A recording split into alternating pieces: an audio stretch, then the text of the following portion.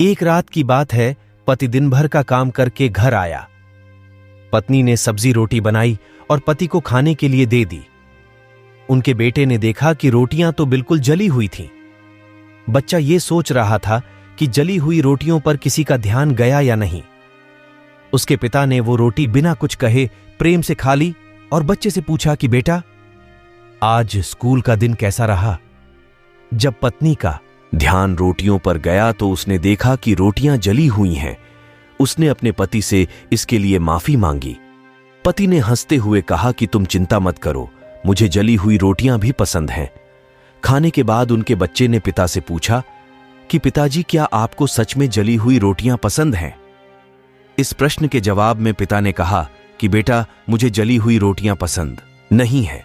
एक जली हुई रोटी किसी का कुछ नहीं बिगाड़ न सकती, लेकिन जले हुए शब्द बहुत कुछ बिगाड़ न सकते हैं। इसीलिए मैंने चुपचाप जली हुई रोटियां खा ली। ये कथा देश के सबसे लोकप्रिय राष्ट्रपति डॉ. एपीजे अब्दुल कलाम ने एक बार बच्चों को सुनाई थी। डॉ. कलाम ने बच्चों को अपने बचपन की ये कहानी बताई थी। इस कहानी की सीख यही है कि पति पत्नी को एक दूसरे के काम की कद्र करनी चाहिए। पति घर के बाहर काम करता है और पत्नी भी दिन भर घर के कामों में लगी रहती है। पति को समझना चाहिए कि घर के काम का भी महत्व है, पत्नी को भी थकान होती है। अगर आपको यह कहानी अच्छी लगी है तो चैनल को सब्सक्राइब करें